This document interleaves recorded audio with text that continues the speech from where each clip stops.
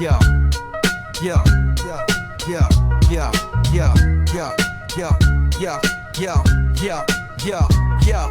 Yo, step right in, it's a funky display. Talking shit, today's the vibe we portray. No filters, no rules, just letting it flow. Strap in, folks, it's the shit show. Welcome to the shit show, buckle up tight. We're dropping raw truth, keeping it light. Laughs and chaos, that's how we play. Talking shit today. Welcome back, X. Welcome, Lumpy. We're rocking episode 7. 7, man. I'm not going to do it in Spanish this time. That's okay. We're just going to go with 7. We're going to call it 007. 007. Dun, I like that. dun, dun, dun, dun, dun, dun, dun, dun. Doo-doo-doo. All right. Yeah, you got to keep going with that. 7 episodes. Can you believe that we've been at this for 14 weeks? Wow. Because if you look at our release schedule and our first attempt took a little bit longer. It did. It did for sure. But I can't think of anything I really stuck with for more than 14 weeks. yeah, that's pretty incredible. And it's been a hell of a journey because not only have we made some new friendships along the way in and around the podcast, but we have also journeyed and we've poured and we have drank and we have enjoyed and we've gotten the word out about Talking Shit Today. So we've got repeat listeners, we've got subscribers, we've got people that actually wait for these episodes to come out. So I have been asked. our little shit show, Talking Shit Today. it's coming somewhere, right? Well, Which is pretty awesome. hey, listen, if it goes nowhere, we have fun doing it. Oh, absolutely. I know I do. Well, brother, I would not imagine anybody else that I would love to be sitting across the table from.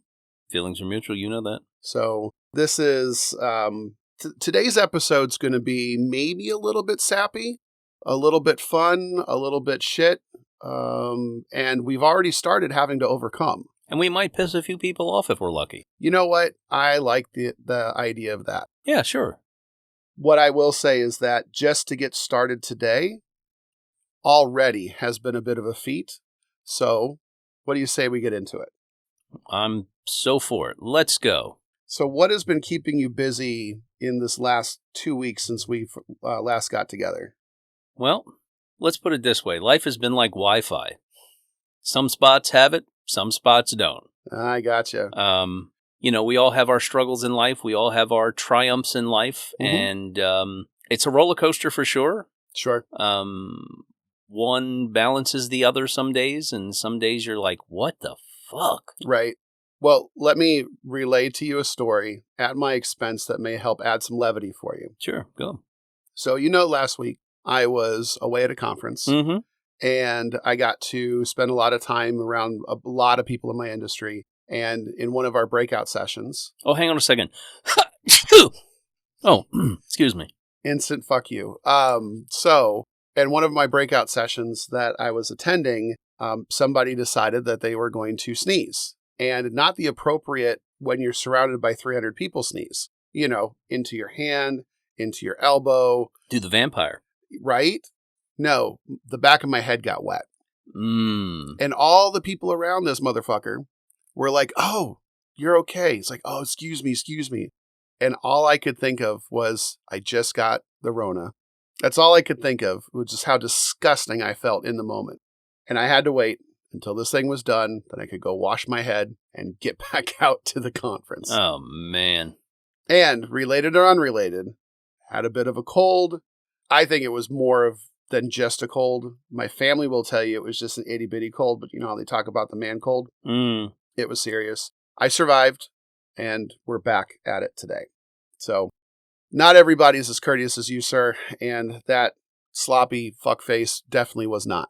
So, That would constitute a throat punch. trust me, if I was not in a professional setting, I get it. that might have been something else. But it's what happened. At least a sharp stick in the eye. That, I don't know which would be more gratifying, to be honest with you. I think the throat punch. Throat punch. It's yeah. a little more cathartic. Yeah. There's a little more into it. You Oh, gotta yeah. put more English into it. Take that. Yeah, and less aiming too, because the eyes are kind of small, Yeah, throats, yeah. you know.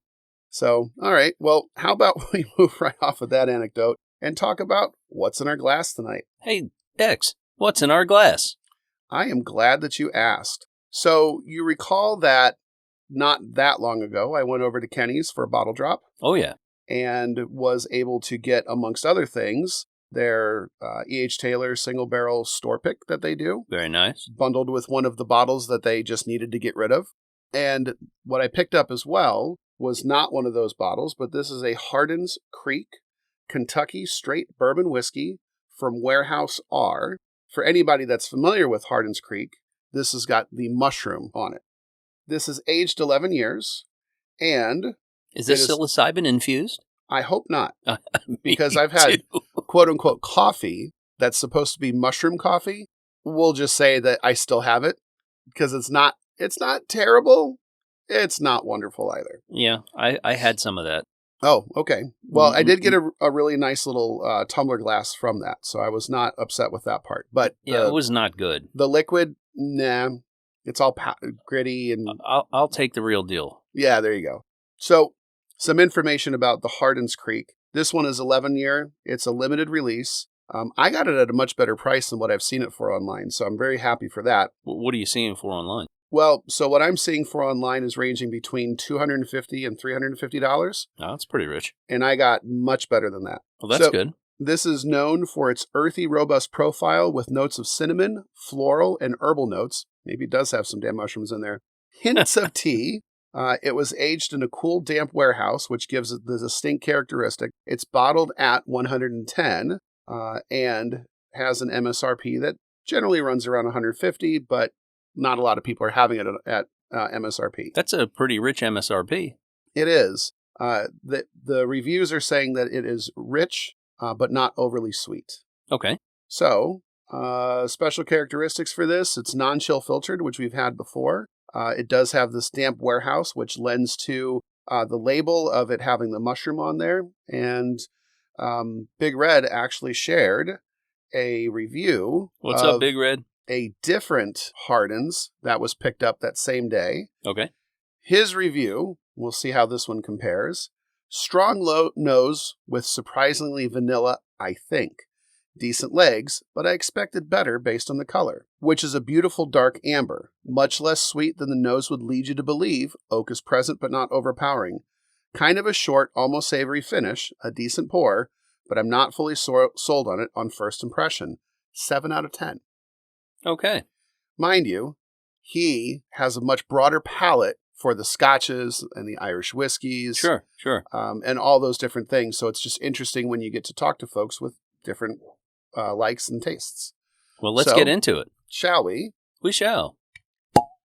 That had a ring to it. Oh, over you. Ooh. Did you catch the that had? I did. Sort of like reverb. And there's your glass, sir. Righty Rooney. I'm going to put that cork back on. And give it a little swirl in, Glenn, here, buddy. Swirly swirl. It's a Tuesday night swirl. Let's see what this thing do. I could say the legs aren't terrible on this.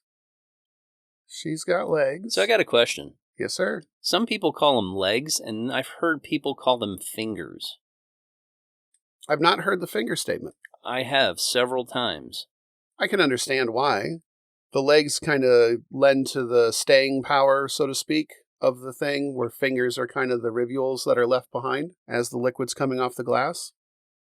But it doesn't look too oily. It looks like it comes off the glass pretty quickly, so I can understand that. Let's go to the nose on this bad boy. What are you getting? Ooh. Hot. A little hot on the nose. When you really get in there, it is kind of pungent to the nose.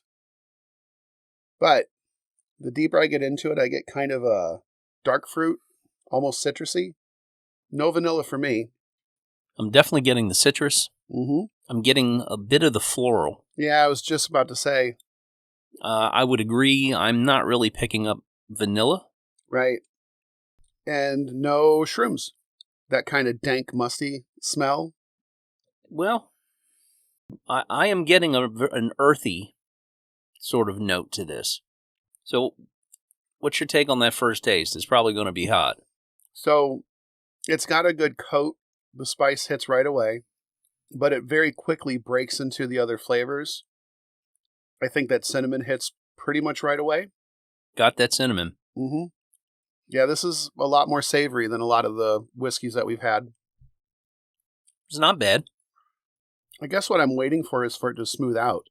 I'm gonna set it for a minute. Yeah. And see if letting it breathe a little bit mellows it out or lets it blossom, I guess. Sure. I mean, it's certainly not a bad pour. Oh, I definitely wouldn't turn this down. I can't think of anything you wouldn't turn down aside from scotch. Yeah. It's definitely lacking in the sweetness that whiskey normally has. It is not super sweet. No, and I'm not actually getting any oak out of it either. That's very interesting. For being an 11-year, you would expect there to be some sort of oak that would come out of it.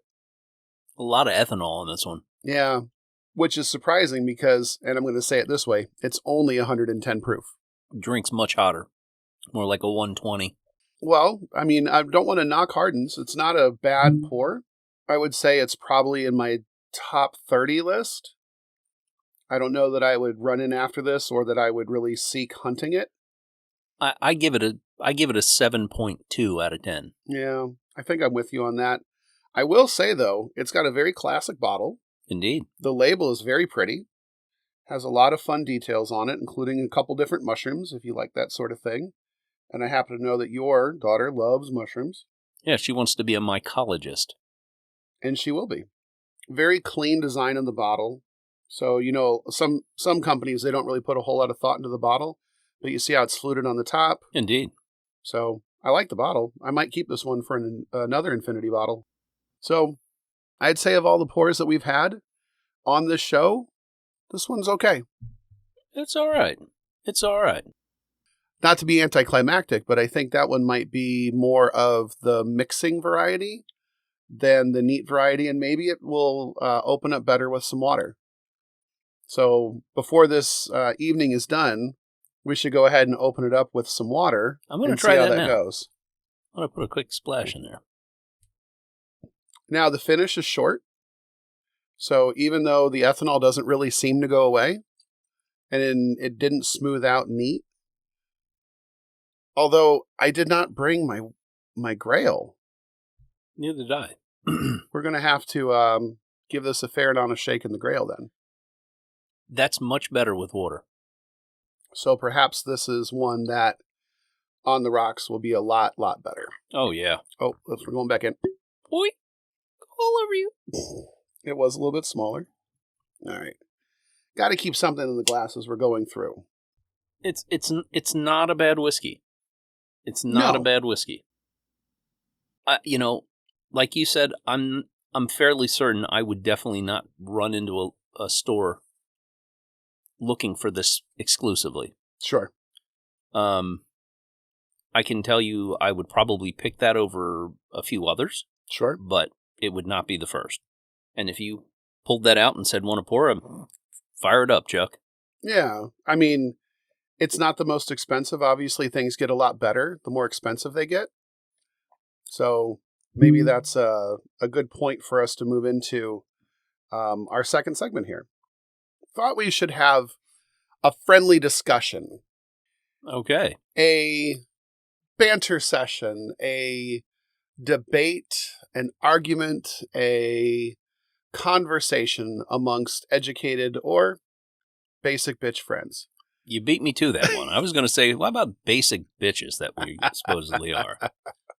So I thought that we can take on a couple of the different topics that are out there, but you had mentioned this, and this was a good segue. Is expensive bourbon better? Now, this is almost a little unfair in the beginning because we've talked about some of our gems. Oh, yeah. That are in the $20 to $40 range. And there are quite a few. But I have to go on record of saying for this conversation, money buys you flavor. Okay. Tell me, why is that wrong? Well, I think it's pretty simple that let's just say that there are quite a few top shelf bourbons, we'll say from the $20 range we'll cap it out at $100.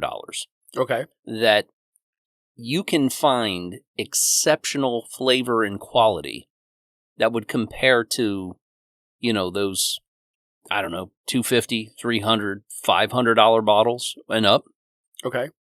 That, just don't get their day in the sun with the bourbon world because they're A, sleepers and people don't know about them. Sure. Or B, people just don't know about them. Or C, they're too fucking bougie. Oh, that's a $70. Oh, that's just not. Oh, no, we can't do that. So. Well, but isn't it true that when you go into the store and you see 75 of something, you're like, I don't know if it's worth it. And oh, yeah. When you look on that top shelf, and let's just say I'll pick on Kenny's as one of our favorite stops to go to, and they don't put a $50 bottle in their spirit station. No. They put a $400 bottle or higher in their spirit station. True.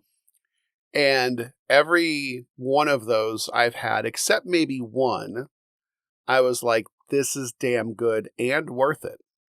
So I'm going to have to say that while there are a lot of pretty good, mundane whiskeys and bourbons and ryes that will hit you for up to $100, if we had the money to drop on $800 bottles and think about them in the same way that we think about $50 bottles, pretty sure our shelves would be populated with things a little bit higher in the MSRP.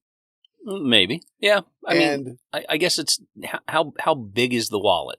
Well, if the wallet's not the consideration, let's just pretend for a moment, then it then becomes a matter of rarity.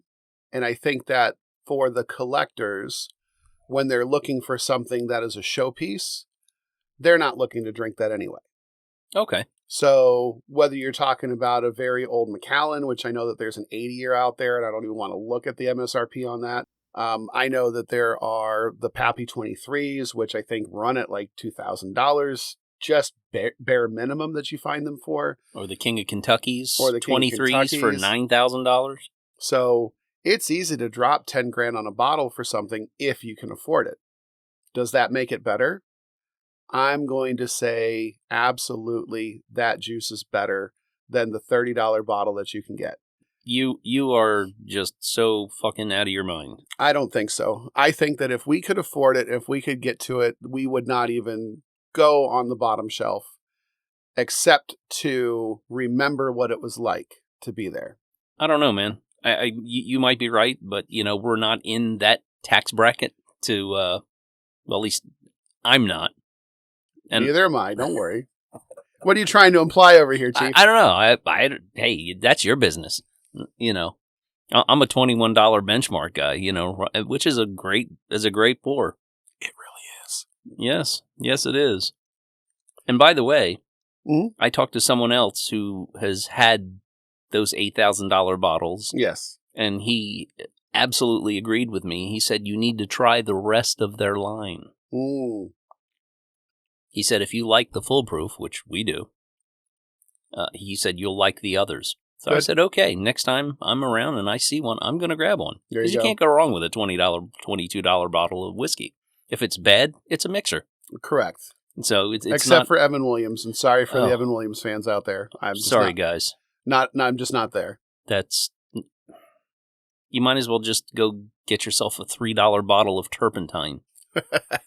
You know what I mean? But right. But to each their own. Let's throw the budget out again and say, if you could choose your Peerless small batch at $65 or that King of Kentucky, and both are equally affordable to you, which one are you choosing? I had that 15-year King of Kentucky, and that was a $100 pour.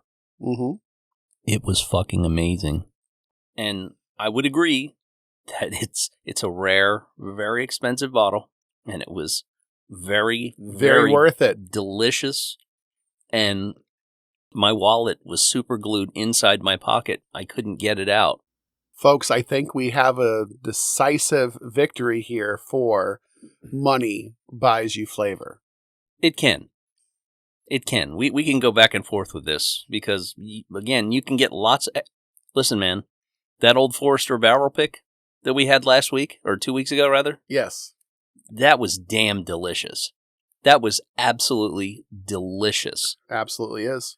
And it keeps calling me, and I keep denying it. It's like I keep pushing it to voicemail. It keeps calling. Sure. And I'm trying to make sure I save it for both of us because you were kind enough to endow me with that bottle. For sure. Well, and do know that, and not that this is any motivation to try to make that bottle go away faster, but they consistently have those blue labels out. So, but they're all different. This one's special. They are all different. And I can say this one is ours. Yes. So, well, I think that was a lively debate. Oh, yeah. I think that we both can agree that good bourbon is good bourbon. Yep. We can agree that were money not an object, we might have different bottles on our shelf. Yeah, okay. However, us plebes right now have to troll and go. Did you call us plebes? Yeah. We're plebes. Yes. To all my plebes out there. That's right. We go where we can and we get what we can. That's true.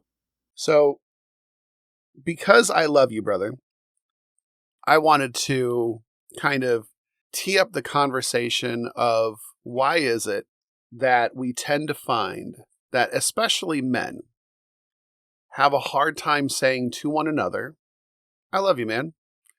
And it's completely in a heterosexual way. As a matter of fact, it's in a non-sexual way. Absolutely. I think you've described it to me from the Philly perspective. So you want to enlighten everybody what your take is on that? Let's go back in the history of the word love. It's derived from Latin, and there's 3 kinds of love. There's philos, eros, and agape. What about the love that a pimp has for... Oh, that's a different movie. Sorry. That's a different one for sure. Sorry. So to dig into that, I'll start backwards. Agape is basically like the love you have of God. It's not even remotely close to any other of the ones I'm about to mention, but the next one is eros. Eros is erotic love, and that is the love between a man and a woman, or two consenting adults. Yes. Yes. 2 in a relationship. Mm-hmm. And then last but not least is philos, or brotherly love. Hence, that's where Philly got their name, City of Brotherly Love. Philadelphia. Mm-hmm. So, me personally, I'm okay saying the word I love you to a good friend. That's 3 words, by the way. Yeah, it is. 2 words, 3 words, whatever it takes. But that's okay because, brotherly love is deep. It's a friendship. It's a partnership in a way, not like you would have with your wife or your girlfriend or sure. your partner, but we're partners in a different way. Of course. And I think that's something that if you can find, just like erotic love with a man and a woman or a partner, whatever, it's important. It's a bond. Friendship is a bond. You find a good friendship, it can be a lifetime. Oh, for sure. A lifetime. Well, and the way I've approached this in the past, because it took me a while to come to the idea that saying I love you to somebody who's not family and that you're not in a relationship with was perfectly okay. And it's not because I was against the idea. It's because as I grew up, we said a lot of things then that we don't say now. We would razz each other in ways then that we don't now, especially if you were talking about someone who was being effeminate and they're a male, right? Yeah. There was certainly the way that boys looked at boys and you thought men should be, and there was this whole concept. And it didn't really revolve around love. It revolved, if love was involved, it revolved maybe on a father loving their children or loving his wife. It was not how friends would love each other. That was a different kind of bond, and it wasn't termed, to me anyway, in the ideas around love. I don't have any brothers or sisters, but I have plenty of cousins that I grew up with. And I think often when you're young and around family, your cousins are your first friends. And I fought with my cousins all the time.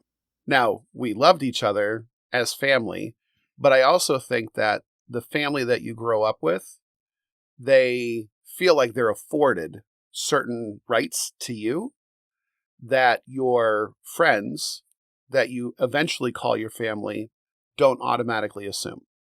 And so evolving from that point where family, of course you love your family. Your family, you know, how's the saying go?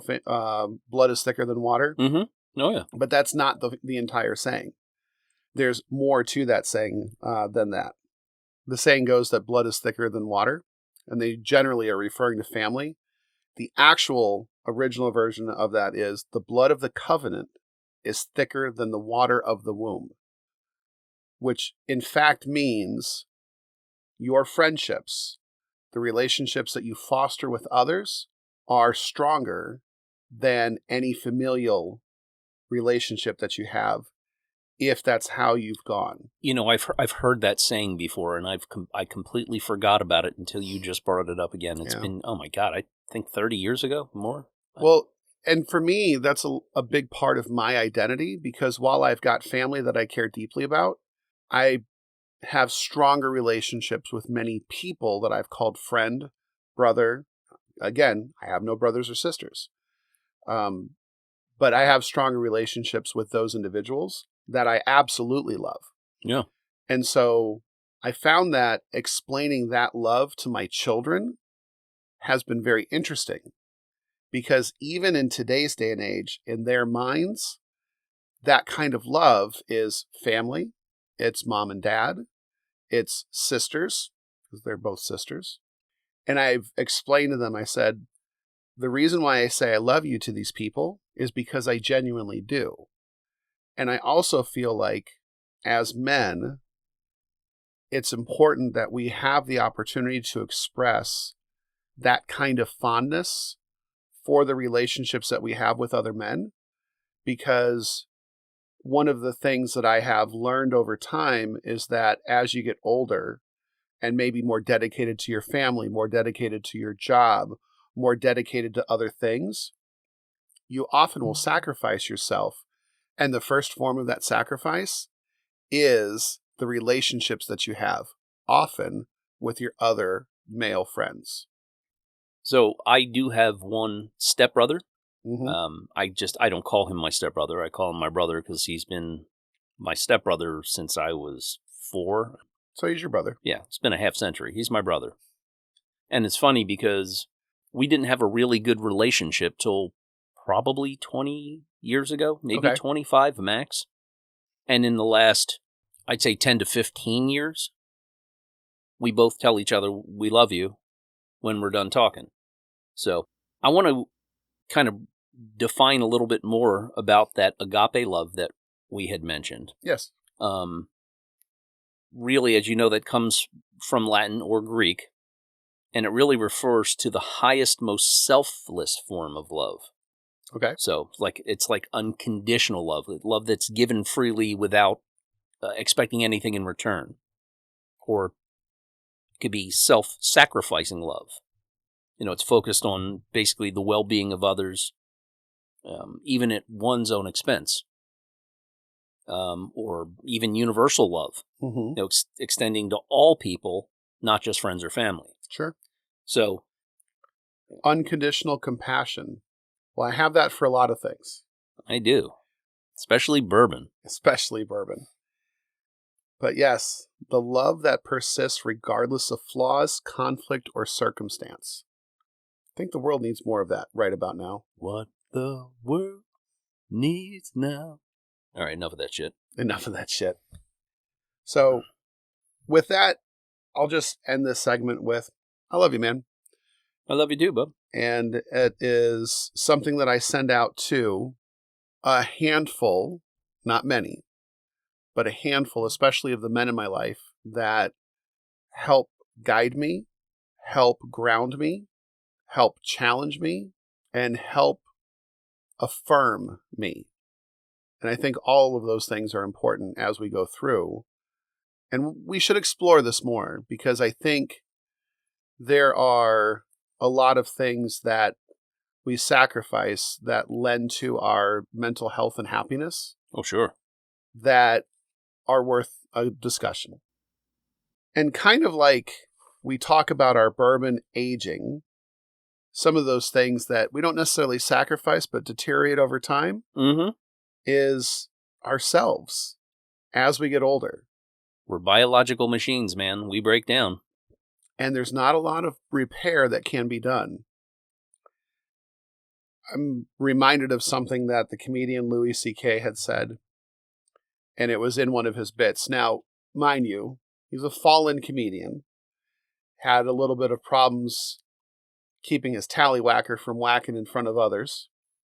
For some reason, power makes some people go really crazy, and he did. Although he's making a bit of a comeback, and he's leaning far into what he did and his transgressions. Okay. So it'll be interesting to see what kind of comeback he has, if any.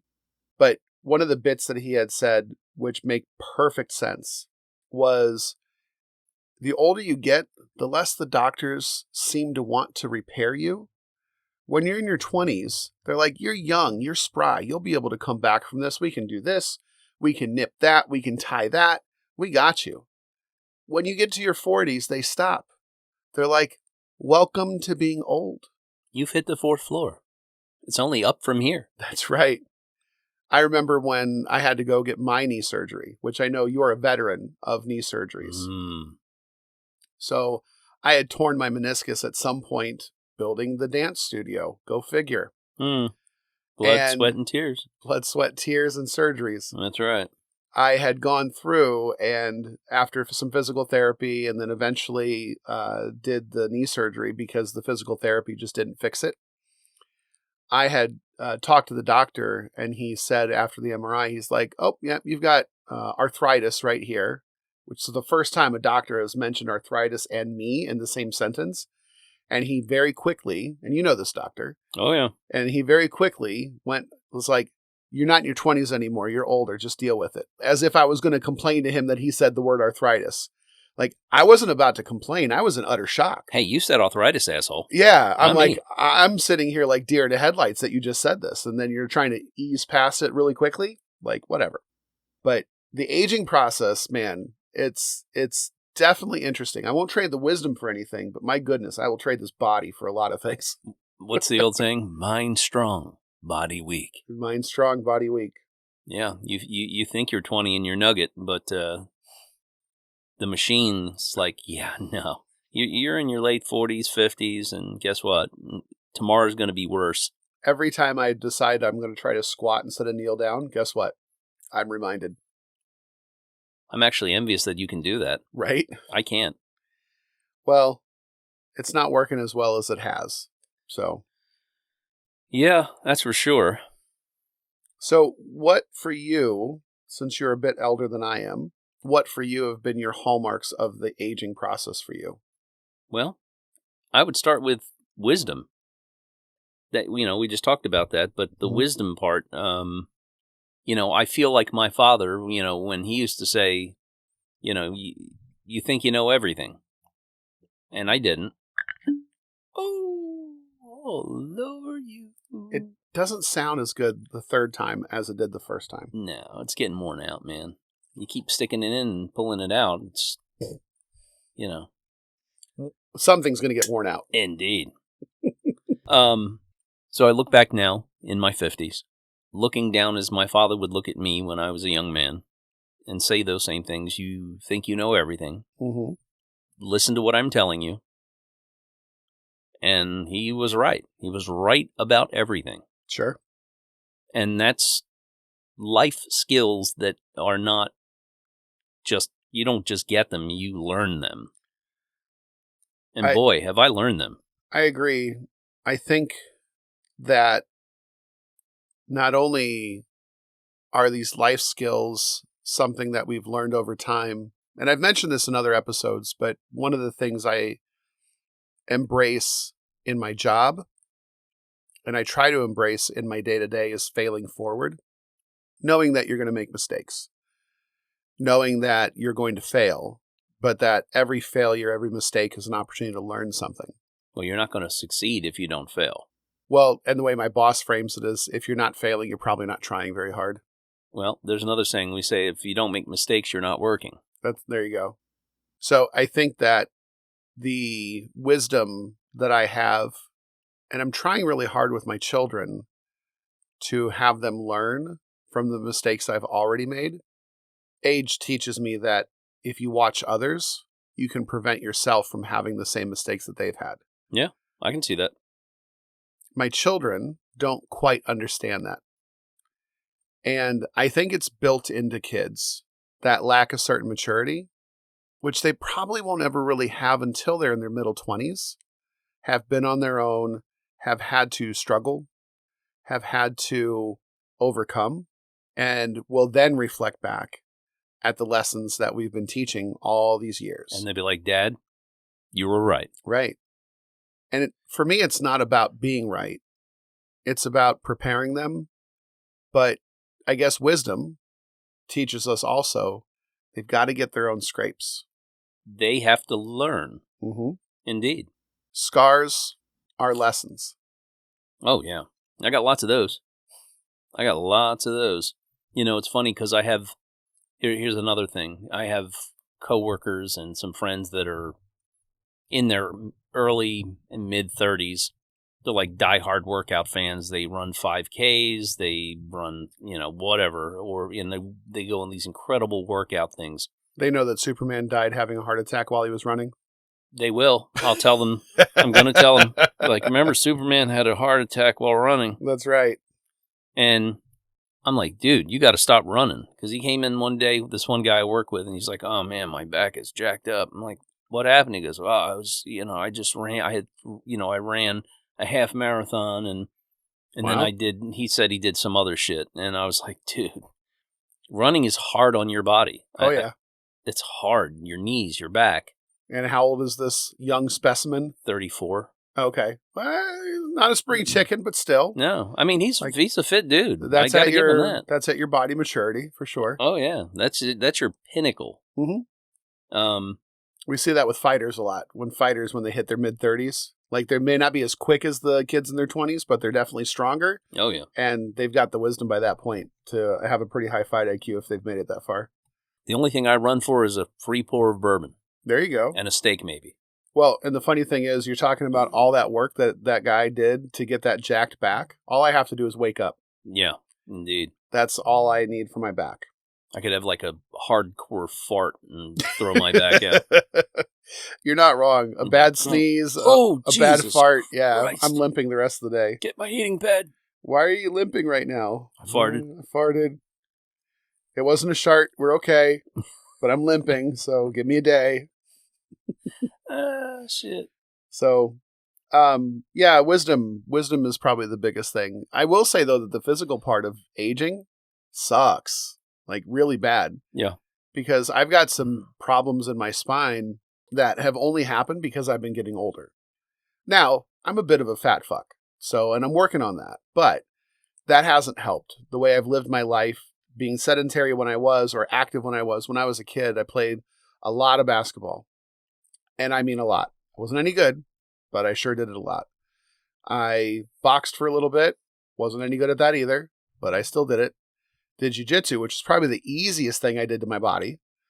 Trying to think of any other high-impact stupid things I did when I was younger. Because, and I say stupid, not because playing basketball is stupid, but when you play for a community team, and you take halftime to go see how many cigarettes you can smoke before you get back into the game, thinking that coach is not going to smell the cigarettes past the cologne you sprayed all over your body, and that you're not still going to have to go run ladders when the game is done, which I most certainly had to do. Like I said, I wasn't the brightest crayon in the box.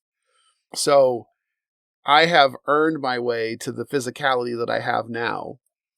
But it is, unfortunately, it's really challenging because my back, you just asked me what my pain level is. All the time, it's a 3 or higher.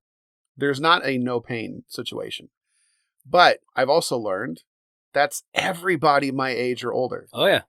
There isn't a day that goes by that somebody my age or older, fit or otherwise, isn't in some kind of pain. It's just the natural resting place. My hair hurts. And if everybody could see Lumpy, you'd realize that there's no hair.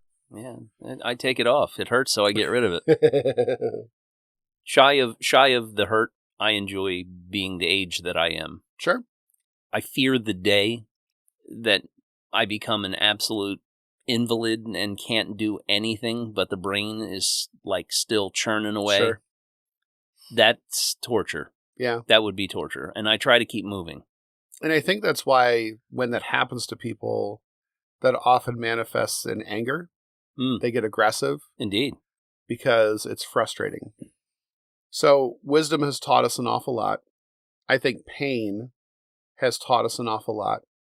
Because falling down, scraping, getting back up, healing are all these wonderful lessons that we get.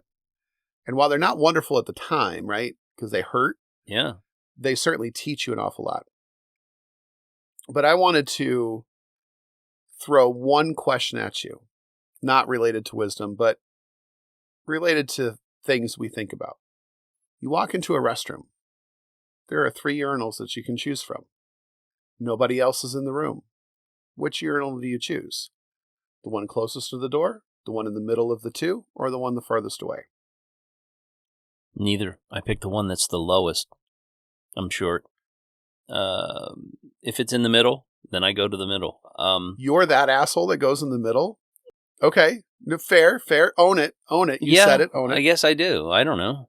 So now somebody walks in and they have to choose a urinal now. I think there's a bit of an unwritten rule. You try to leave a gap. So that way you don't have to share space with somebody when you're taking a piss. And mind you, again, today's day and age, restrooms long enough ago, they were troughs. Oh, yeah. Everybody whipped it out and just pissed. Yeah. Nobody could care. And if you cared what your winky looked like, you couldn't. Or you had to wait for the stall. And who's waiting for that when you really got to go? Not this guy. Not this guy. So, well, good to know which choice you'll make. I need to make a comment about pain. Okay. There's only one good thing about pain. Okay. Is that it reminds you that you're still alive. For sure. I think orgasms remind you that you're still alive just as well. I'll take those. Yeah. But if I have to choose between being dead and being in pain, I guess it depends on how much pain. Yeah. But, I mean, at least the pain I'm going through right now reminds me every single day. I mean, obviously, if there's pain so brutal, you'd rather be dead. And then I feel bad for people that are in that spot. So. Yeah. But there you have it. That's my take on it. Well, and I will say this last part about pain, just knowing what my dad went through, it not all pain is visible. So, and that's something that we ought to, going back to the agape love, that unconditional love, that is something that the world really does need more of, because there's a lot of people in pain and a lot of that pain's not visible. True. And so there are plenty of people that look at what other people are going through and they're trying to apply themselves with empathy to that situation. And if they can't manifest the exact experience that other person is having, then they don't understand. Sure. And they can't really empathize with it. So I think that just understanding that not all things are seen, that people are going through, is an important thing to take into your attempt to walk in their shoes, your attempt to understand what they're going through. Those things will be helpful. There are things seen, there are things unseen. Mm-hmm. And in between are the doors. There you go. So, X, we have another great episode under our belt here. We want to thank everybody for listening today. And we definitely want you to like, follow, and share. And comment. So I will say, in our comment section on the podcast, we actually do have some comments, and some targeted directly at you, sir. Oh, well, we can talk about those afterwards. You'll have to jump into it and see what Big Red might have said. But let's also lay out a bit of a preview. Sure. Because by the time we get the Ocho together, we will be saying that. we have a special guest that we will have on the podcast. And I am so excited that one of the connections that we've made through TikTok, we will be able to spend some time with Whiskey Odin himself. From Three Witches Distillery. That's right. And Whiskey Odin just simply wants to spend some time, hang out, and participate in the podcast. You're going to see some TikTok copy. We're going to have some TikTok out. He's going to have some TikTok out. We're going to have some fun. Absolute fun. Oh, I'm sure it will be. Looking forward to it. Indeed. Lumpy, raise a glass to the shift in the air. New pours, new days, same good company. May every sip remind us that change isn't an ending. It's just another round. Cheers. Yo, the time is up, the mic's gone cold. We drop the talk real hot and bold. From Lumpy to General Lex, ain't no delay. Thanks for talking shit with us today. And yo, thanks for talking shit with Lumpy and X. Breaking it down till there's nothing complex. Riding the beat as we close the show. Catch you next time on the late night flow. Spin the dial, rewind the tape. We keep it real, this ain't no escape. Laughs and truth serve raw, not sweet. Mic drop, Lumpy and X bring the heat. Hey yo, thanks for talking shit with Lumpy and X. Dropping truths and making you reflect. We out like a jammer, smooth and slow. See you next time where the convos glow. Words in the air as the beat fades out. Lumpy and X, that's what we're about. So keep it locked till the very last say. Thanks for talking shit, we out today.